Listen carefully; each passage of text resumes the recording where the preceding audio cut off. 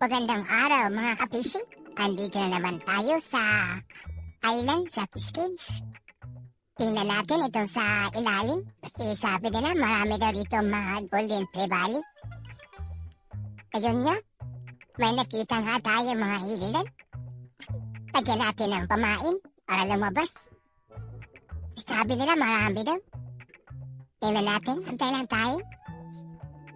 Ayun nga, may lumapit. Pero hindi naman marami, konti lang naman. Teka. May paparating, ha? Oo, ayun nga, ang dami nila. Ang dami nila mga kapising.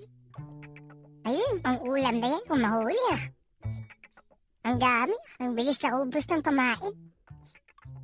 Teka nga, makontak pa yung mga butok anglers. Sigurado hindi kami nito ma-zero.